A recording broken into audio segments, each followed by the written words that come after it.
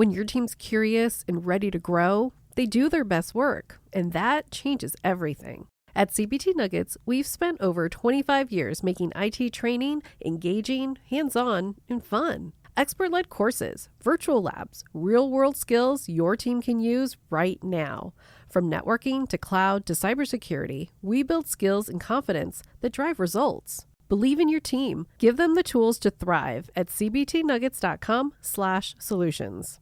Something Was Wrong is intended for mature audiences, as it discusses topics that can be upsetting, such as emotional, physical, and sexual violence. Content warnings for each episode and confidential and free resources for survivors can be found in the episode notes. Some survivor names have been changed for anonymity purposes. Pseudonyms are given to minors in these stories for their privacy and protection. Testimony shared by guests on this show is their own and does not necessarily reflect the views of myself, Broken Cycle Media, or Wondery. The podcast or any linked materials should not be construed as medical advice, nor is the information a substitute for professional expertise or treatment. All persons are considered innocent unless proven guilty in a court of law. Thank you so much for listening.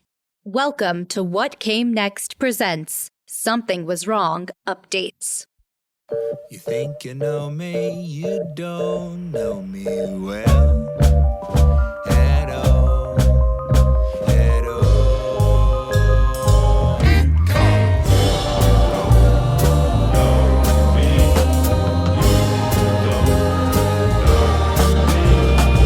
you don't know anybody till you talk to someone.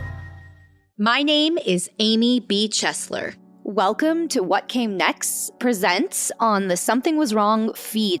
I have the honor of having both Tiffany Reese, the host of Something Was Wrong, as well as Danielle from season 9 on this episode. February of 2022, I get a call from a private investigator who says he was hired by a woman trying to investigate her boyfriend. Because of confidentiality, he couldn't give me her name. He tells me that during his investigation, he's stumbled upon the podcast and a bunch of those court records that were open records. He was contacting everybody. I gave him all the information that I had, filled in a lot of blanks for him. I basically said, I know you can't give me your client's name, but you are more than welcome to pass along my name and information if she wants to call me. And she did. I'm going to call her Samantha just for the sake of this podcast. She calls me shortly after and she's just freaking out. She had actually put a tracker on the car. The car was under her name. I was trying to get a feel for her situation. Like, how long have you guys been together? She's like, only about 4 months. I was very upfront. It's like, that's not a very long time. Can you share with me how you put a car for him under your name? And she said, he said he was in the middle of buying a house. He said if he got a car, it would affect his credit. He would have a hard time because he was already in the middle of purchasing a house. Of course, I was just trying to help him out. And I was like, nope, that totally makes sense. I kind of pieced together for her what I could in a very short amount of time. We actually didn't talk on the phone for too long. I said, does he live with you? Are you worried about your safety? She's like, no, luckily I'm still living at home with my parents. We have not moved in together or anything like that. I was like, that's good. She was just like, look, I feel so ashamed and embarrassed. I said to her, I get it. Like, if anybody understands that, it's me. But girl, you got this shit figured out at 4 months. You knew to like hire a private investigator. What had happened is that she had a GPS on the car and he said he had gone for a work trip to New York and it was still pinging in LA when it should have been at the airport. And so that's when she hired the private investigator. Ironically, the PI had told me that all of those women on the restraining orders, he had reached out to and told them about the podcast too. So I wound up getting a message from a woman. We talked in the season about all the restraining orders I had found out about. So one of those restraining orders was a woman named Carissa.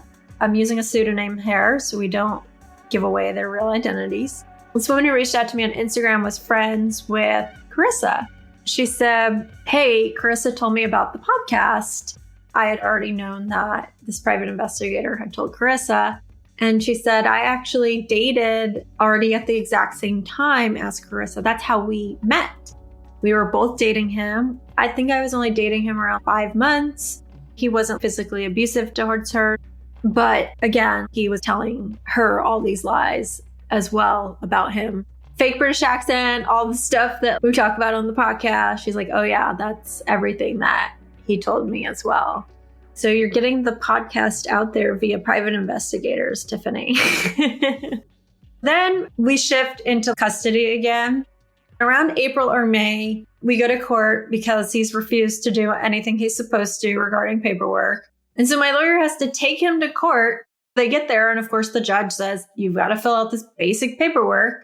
And the judge winds up awarding me $2,500 to cover the lawyer's fee for having to take him to court to tell him to do what he's supposed to do.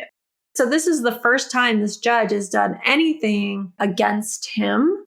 He immediately emails my lawyer and is just like, if you want to negotiate, fine. We can negotiate about this. If that's what Danielle wants, I will focus on my other daughter. Mind you, this is May 2022. I see this email and I text Kenji and I say, I think Darcy has contact with him. The only reason I said that is because she had insisted for quite some time that she had no contact with him whatsoever. We weren't really kind of keeping tabs on her per se, but we're asking about how the kids are doing. The kids don't talk about seeing Artie, do they? And he's like, nope, she says there's no contact. But I get this email to my lawyer is like, I'm going to focus on my other daughter. So again, I messaged Kenji. I think Darcy's hanging out or talking to Artie. And he's like, I don't think so. She's pretty adamant about keeping him away. And I'm like, okay, maybe I'm wrong. Maybe he's just saying shit as usual. 2 weeks later, he's like, you were right. She did admit that she would talk to him sometimes because she didn't want to keep his daughter away from him. So we start negotiations. During this next couple months, we're going back and forth in the custody agreement. We've sort of narrowed it down, but essentially I was asking for full physical and legal custody with 0 visitation. In exchange, he would have to pay 0 child support and he would not have to pay back that lawyer's fees. And he could not contest an adoption if I chose to have an adoption in the future. The reason why I did that is because Stacy, that's the woman who had the child with him 12, 13 years ago, I am in contact with and in regular communication with. She's been going through the process of having her husband adopt her daughter, even though he's not ever seen this child a day in her life. She cannot get this through the courts about adoption because I think at one point she tried to file for child support. They could never find him. Even though his name is not on the birth certificate, that somehow registered him as the father. So she has to get him to sign off on these adoption paperwork for her child that's 13 that he's never seen in his life. I knew the kind of struggle she had, so my lawyer and I decided that we were going to add in a clause that said you can't contest a future adoption. We moved forward with that, but he insisted there was a clause that he could sue me. He claims I have valuable stuff, which is not at all the truth. I had like clothing and books, a bunch of garbage that I kept in storage for a year. And my lawyer was like, you can get rid of it now. And I donated it. But he wanted the ability to sue me. This is what we're going back and forth on, even at the beginning of June. This gets put on hold because I'm headed on my first vacation in forever. My boyfriend's brother was getting married in Maui. He flew all of us out there, me and my daughter, him, his mom. We all went out there. It was a lot of fun. I had taken my daughter on like a quote unquote vacation to SeaWorld the summer before that for 3 days, but never been on the airplane full vacation before. So this was such a treat for her. I think we told her about this in February and we didn't leave until June. And she almost every other week would bring up how excited she was about going to Hawaii. About a week in, we left my daughter behind at the Airbnb with his mom for a bit. And we went to go to downtown Lahaina to see a bunch of shops and stuff. We weren't going to be gone long. We were really hungry. And so we decided to go to this burger place on the water.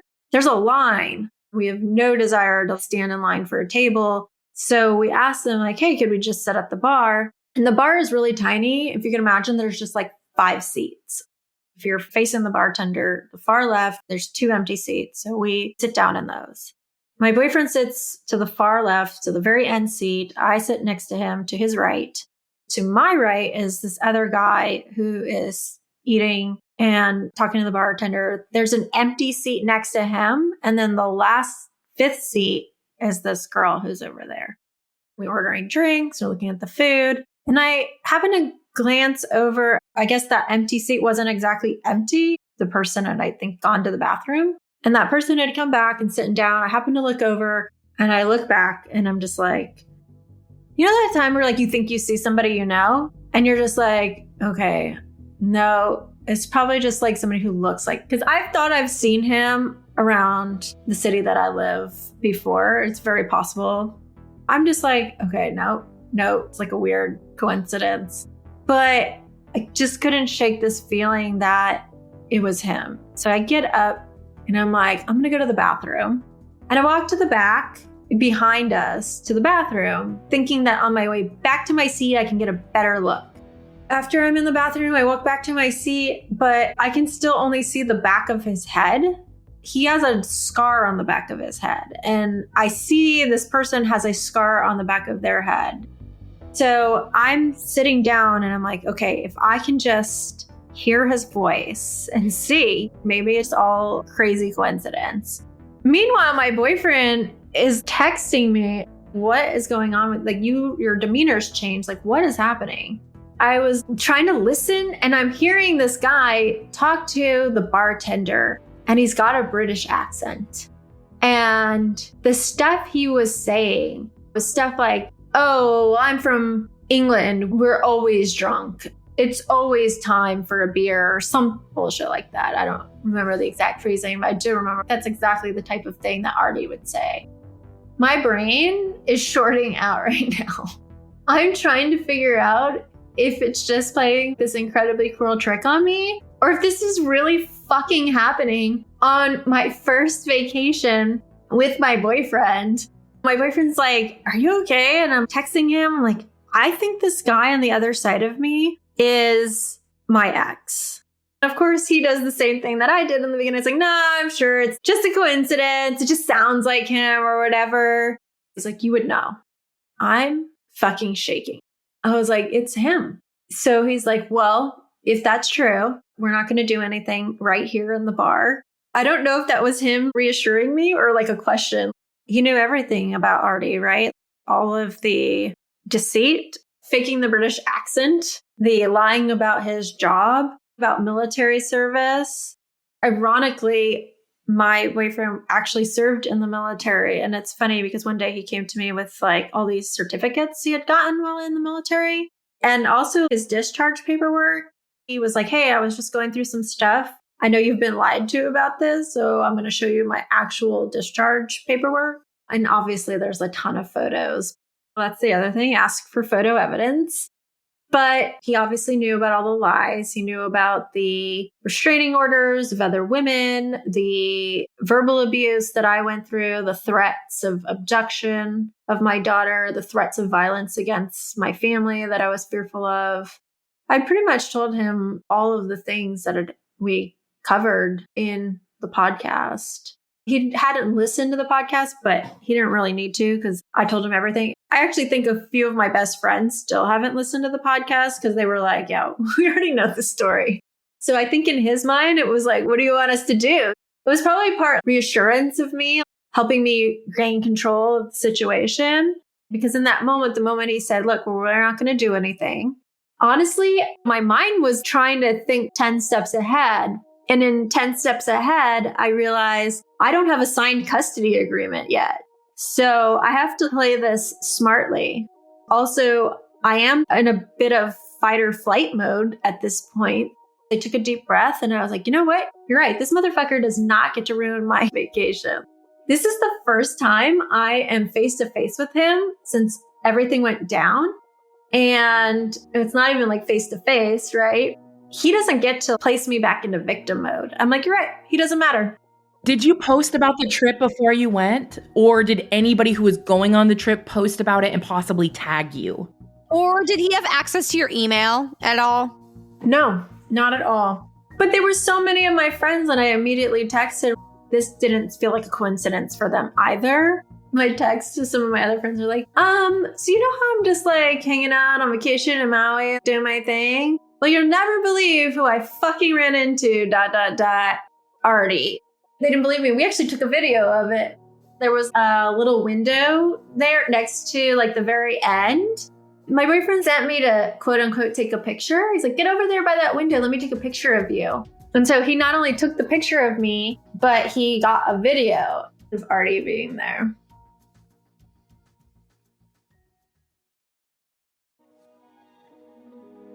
I think you texted me, or maybe you sent me a voice memo or a voicemail or something. I remember it being very casual, like, hey girl, so I know we haven't talked in a little bit. I've been busy. We went on vacation and Artie was there. So like, call me back when you can. I know you're busy, but we should talk. I'm like, holy fuck. I'm sure by the time we communicated, you had a lot of days to like process, but I was instantly like, it just fucking never ends. It was so crazy. My mind was just like, what the fuck?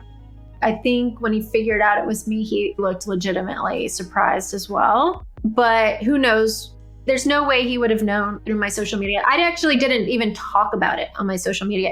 Regardless whether it was intentional or not, it's fucking terrifying. I can't imagine how you would feel if I fucking ran into that guy. Was there ever a time where you and new boyfriend after that experience in Hawaii considered alerting authorities? I think we felt like it was coincidental, one of those weird universe things that happens.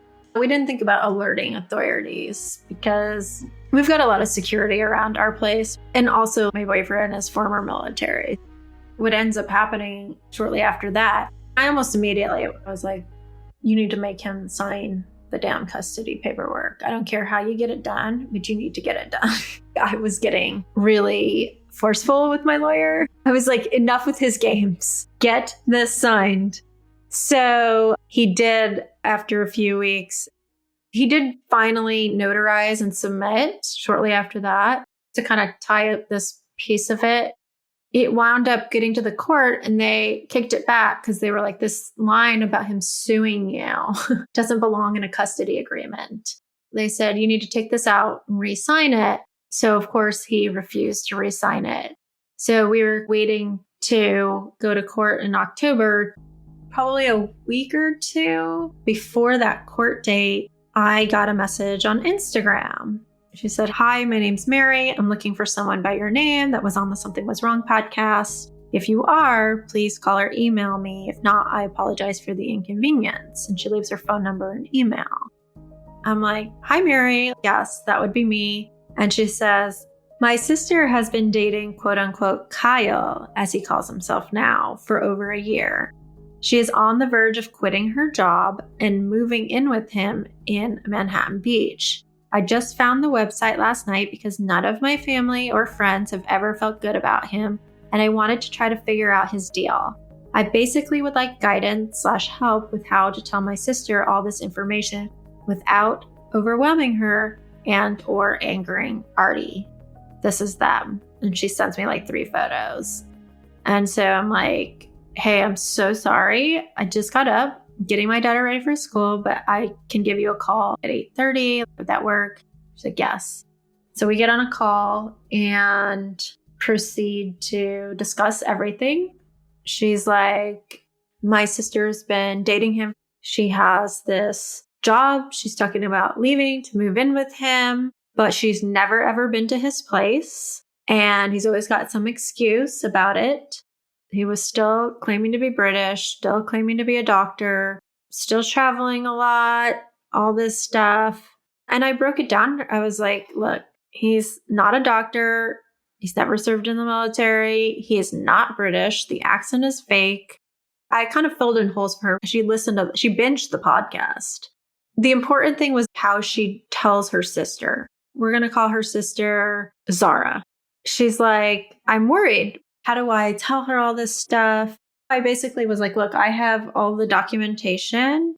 There's more stuff than we cover on the podcast. I was like, I will share you access to the folder with all the information. I was like, how long have they been dating? And she's like, 1.5 years.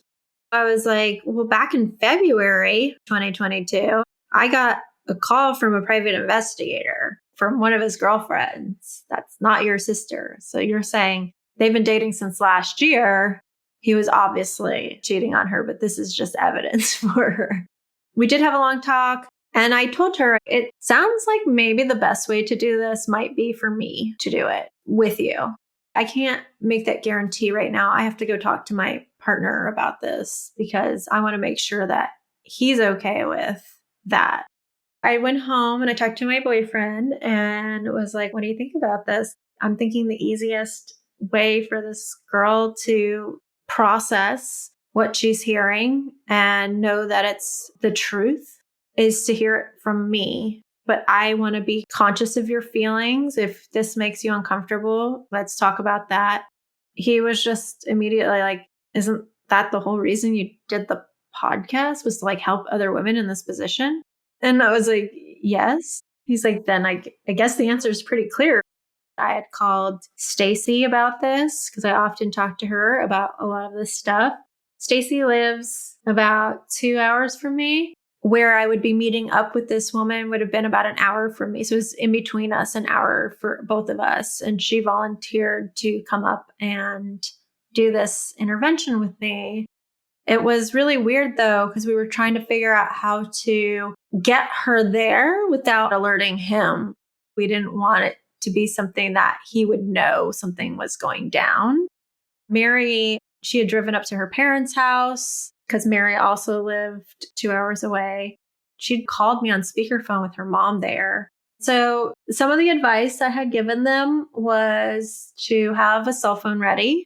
I said, if she leaves, she's going to need to shut down all of her stuff. He's likely hacked into it and is tracking it. So she's going to have to not only change all her passwords, but you just want to get her like a new phone altogether, possibly a new laptop.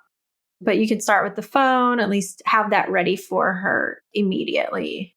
You want to make her feel safe, not judged, right? If she's worried about, you don't know if he's been making threats towards you guys or towards her, making her understand that there's safety there that she can rely on. And I said, but you also need to be prepared that she might not leave, and that has to be okay. She needs to not feel judged because if she decides to stay, at some point when she needs to leave, if she feels judged, she might wait a lot longer to actually leave. She doesn't want to prove you guys right. Ensure she has your support no matter what. They were super nice. They were on board with all of that. So we met at this restaurant. Mary was there first with Zara. I waited about like 15 minutes after they went in to come in, and I sat down and was just like, hey, Mary reached out to me online. She found my story really interesting, thought you might also find it interesting, and she invited me to come and meet with you. Stacy was late because she was coming up after work, and so she hadn't gotten there yet. I just had to start on my own. I was really scared. I hadn't ever done this in person. It was weird and unusual for me. I really wanted her to hear how bad it was and not just completely shut down.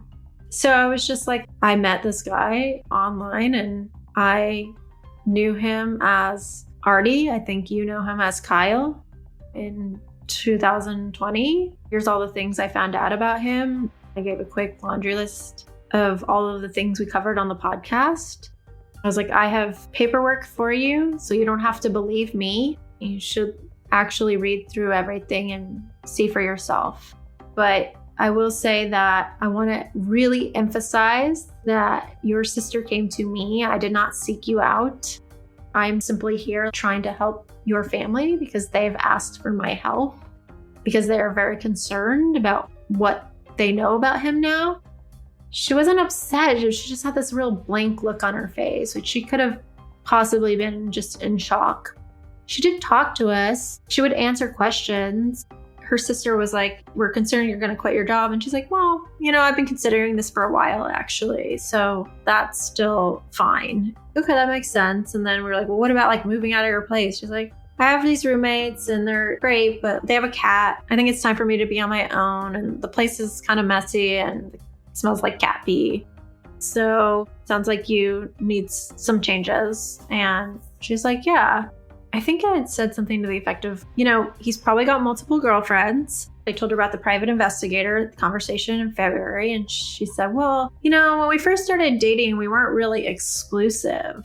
I was like, well, were you exclusive in February of 2022, like earlier this year? And she's like, yeah. I was like, okay, well, he had another girlfriend.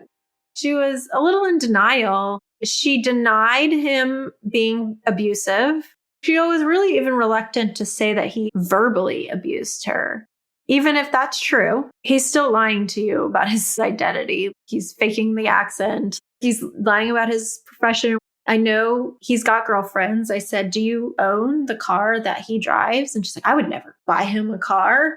I'm like, I understand what you're saying, but I guarantee you whoever's name is on that car is another girlfriend of his because he does not have cars in his name. We ended things like what to do next. At some point, Stacey did show up and she added in her perspective, what had happened to her and everything. It was just a second validation of this is all facts. Let's say we just passed along the information. Like he could easily just have brainwashed her to the point of being like, oh, it's just my ex. She's making shit up. That was the thing that I didn't want to happen. I thought by having two of us, it would better validate that this isn't some angry ex trying to get vengeance and making stuff up. At the end of it, I asked, can I give you a hug? And she said yes. So we hugged goodbye, but she was like, I'm going to sit on this for a little bit until I figure out what to do. I'm like, okay, great. A couple days later, Mary messages me the address of where he supposedly lives. So this is the address that he has given to Zara, the one she's never seen in person. If you do like the Google Maps view of it, this place is like literally probably a $10 million home. My immediate reaction and response to Mary was, so let me get this straight. Zara thinks that he lives in a place like this, but he chooses to spend 90% of his time at her apartment where another couple lives that's messy and smells like pee all the time. Am I getting this correct? And I'm like, no judgment. She's like, yup, I have made the same point. I would be mad at my partner if they lived in this house that looked like this and we were spending all of our time in my apartment. We had met on the weekend. And so these texts are exchanged that week after. That following weekend is the weekend before my court date, which is on a Monday. I text Mary, hey, have you talked to your sister? Just want to see if she did this whole confrontation over the weekend. Because I'm headed into court the next morning. She's like, nope, I haven't heard from her. I don't think she's done it. The next morning is the court thing, and he's a no-show to this. But on the call, the court agrees to basically let us resubmit without his signature, which is a win for us. And so we're able to move forward with the custody. My lawyer calls me right after. She's like, oh, he sent me like the nastiest email this morning. I just sort of chuckled and I said, oh, I think she did it over the weekend. And I told her about the intervention. And she's like, Danielle, keep fighting the good fight. He didn't show up to court because he was at the courthouse filing a restraining order against me. I later saw a copy of what he filed, and he basically tells the judge about the podcast. He's claiming I'm ruining his life and harassing him. I immediately text Mary and I say, hey, have you still not heard from Zara? She says, no. I said, she definitely confronted him over the weekend. You need to get in contact with her. Because at this point, it was a safety concern. Nobody's heard from her. So she literally drops what she's doing, drives the 2 hours up. She's like, I am on my way. Zara was not answering the phone. Mary had kept texting her. So she calls Zara's roommates and asks them if they know what's going on. She had not even told them that the person that was living there with them practically was, what was going on. So they were not happy. Meanwhile, while she's driving up there, somehow she manages to get the VIN on his vehicle. She texts me the VIN. She's like, do you know how to run this? And I was like, well, let me see. I looked online a couple places. They charge you and they don't even give you the owner. So I text the private investigator. I'm like, hey, I don't know if you remember me. Do you know if there's somewhere where I can run this? He's like, I will do it for you. I was like, great. Let me know how much. He's like, no, I'll take care of this. Within the next hour, he texts me back the name and address of the registered owner of his vehicle. And I about fell over. It shouldn't have surprised me, but it was Darcy. Kenji knew all about the stuff going on. And from the beginning, he's like, we should find out who owns the vehicle. So I text him and I'm like, we ran the VIN and the owner is Darcy. He was so upset. He called her. She denied it.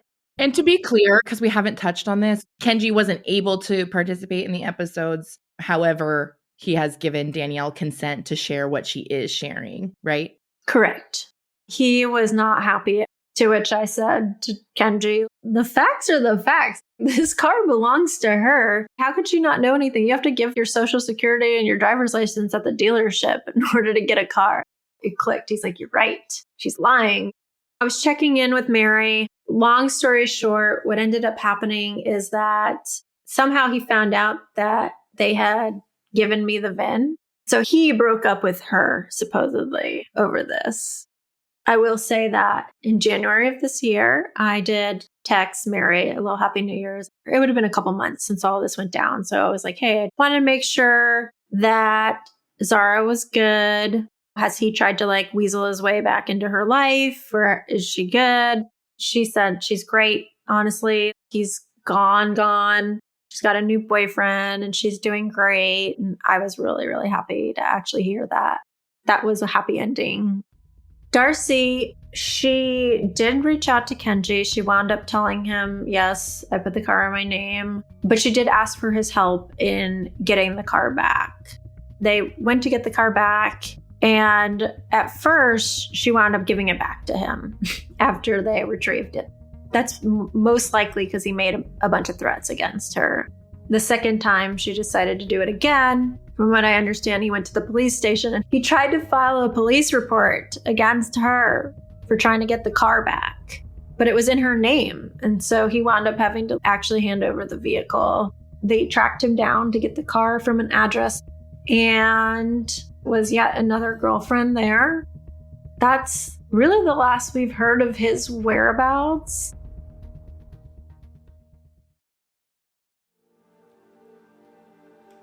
In February, so last month, I finally, after 2 years, got the signed court order of my custody agreement in place. The only thing that my lawyer got in response from Artie is, tell your bitch cunt client that I will never, ever agree to an adoption of my daughter. The one thing I will add is that in the court order, the court sort of summarizes the custody agreement and then puts in their orders. Everything was pretty much all the same, except for the custody piece. They added in a little extra there. They said that he must sign any paperwork related to an adoption, and that if he does not give me an email address to notify him, that he waives his right for notification. And if I have to hire a private investigator to locate him in order to do whatever is necessary for this, that he must reimburse me for those expenses. I actually didn't even request that in my documentation. That was something that the court added in there. I would like to believe that after 2 years of all this nonsense, perhaps the judge or maybe their clerk is trying to redeem herself just a little bit here. Or they heard the podcast. That would be even better, wouldn't it? For society's sake, I absolutely do hope they had enlightenment and they're like, wow, we should be advocates because that's what this whole system is for. But maybe they heard the podcast. Where does that leave you emotionally, mentally? Update us on your status at the moment. How do you feel receiving that? It was like a real release. I couldn't do things like get her a passport. And there was always the risk that if he managed to show up to her school and get her, I would not get her back because I didn't have a legal document in place stating that I was the legal parent. It was always risky. So it makes me feel great about that. Great that I could get her a passport if I want to. I don't have these hurdles. I don't have to deal with this stuff anymore. Do you know how much money I have spent on my lawyer? It is insane the amount of money that I have had to spend doing this. Now that money can go to a better cause and maybe another vacation. I've had to work really, really hard to cover those financial costs. It also makes me realize you just get screwed if you can't pay for a lawyer. In the end, I'm the one who was able to get what was needed. He did not get what he wanted. I think that this part was just par for the course. When I was with him and I wanted to leave, I never imagined I would wind up where I'm at today, and that makes me incredibly grateful. I told my therapist at the time that let's say I decided to just walk away and leave. Let's even pretend he isn't this violent person like he claims to be. Like he won't show up at my parents with a rifle. Let's just assume that doesn't happen, just for pure ponderance. I still have to co-parent with a man who controls me through my daughter. And how do I do that? How do I ever have a life? How do I ever date again? Dealing with somebody who continues to control me. At least if I'm here, I can make the situation a little bit better. I could control a little bit more. I would try to keep the peace, right? It would be almost impossible for me to keep the peace if I decided to leave. He would never, ever let that stand. He would do everything in his power to take control, and I would have to co-parent with this man for the rest of my life. And who the hell wants to deal with that? I really thought I'd be risking the safety of any future relationships. So in a way, justice did prevail. I think justice could have played out better in the courts. I think if there were real justice, he would be behind bars. But at least I get justice for me. And that is that I have custody of my daughter. He gets 0 visitation. He has no rights. And I have an incredible relationship. At the end of the day, it's about keeping yourself safe and leaning on the support that you have. This feels like a new chapter. The rest of this chapter is going to have 0 to do with Artie. I don't ever have to talk about him other than in the context of this podcast. Unless, of course, I get another poor sister or girlfriend looking for answers. And at that point, I will share the same information. Now, also, too, enough time has passed that we can actually give people real updates about things because it takes time. We didn't have the way to wrap it up in a nice little beautiful bow for everybody when the season concluded. People had a lot of feelings about that. I hope they'll get some semblance of closure. Organizations like ICANN, they're specifically working to codify consent. And the thing is about his victims is none of you were able to properly consent to anything that sexually took place in your relationship because he used fraud to acquire it. It is so illegal. And until our laws change, we can't lock him up.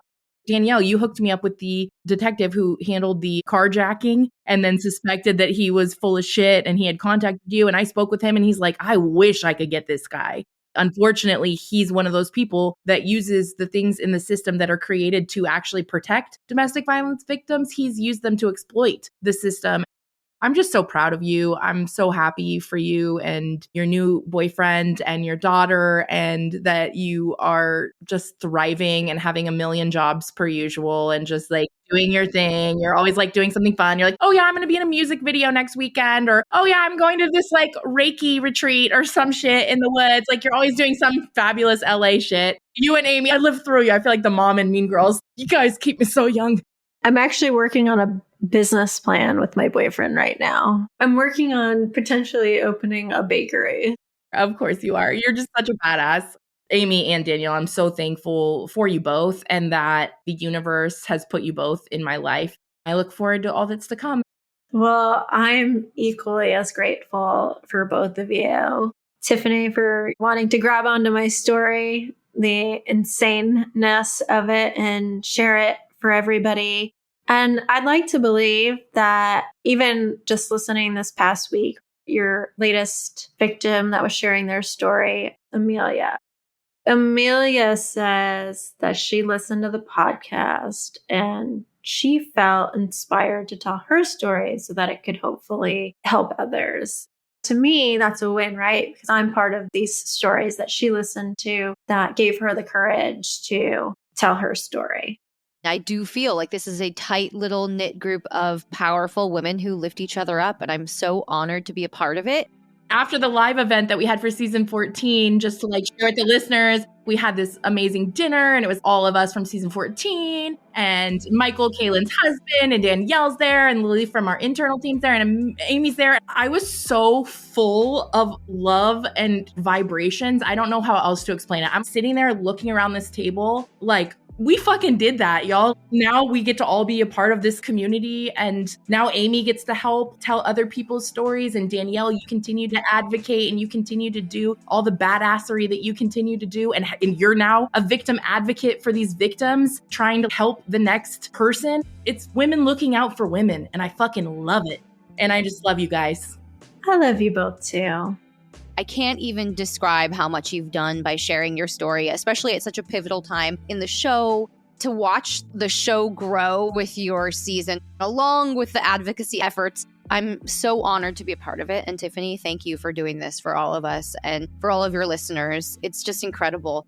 Thank you, Amy, too, for doing this and helping me to create this content and helping us continue to keep our community updated. It really speaks to how much we all love each other and support one another. People get so invested that they want updates and they just want to know you're good. They just want to know you're doing well. And I love that we're actually able to give that to them. I'm thankful that we're finally able to do it. We get to start bringing these kinds of episodes to the listeners. And if you guys are into these types of episodes, please go subscribe to What Came Next, because going forward, they may not be on this feed. They may be exclusively on the What Came Next feed. So if you are into update episodes, and I know 99% of you voted yes on update episodes on my Instagram stories poll, go subscribe to What Came Next. You'll not only get to hear update episodes like this, but you'll also get to hear Amy's other incredible episodes with people in docuseries shows who are sharing through their own lens what came next for them after sharing their stories with the world. And if you're in need of any free confidential resources, I'm going to continue to plug it till the end of time, because you guys, there's just so many good resources that are free and available to the public, confidential,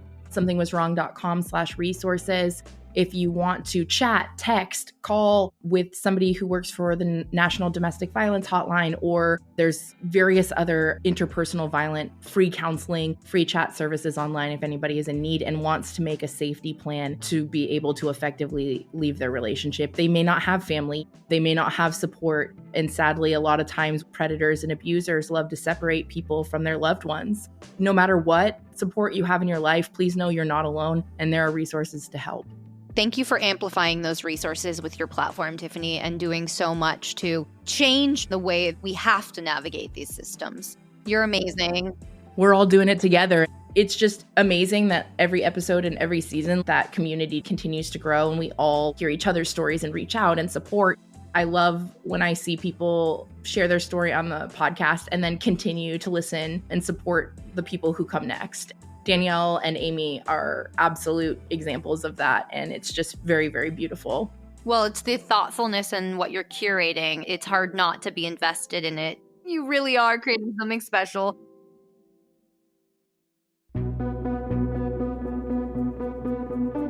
What happens after the experiences of true crime survivors have been shared with the world?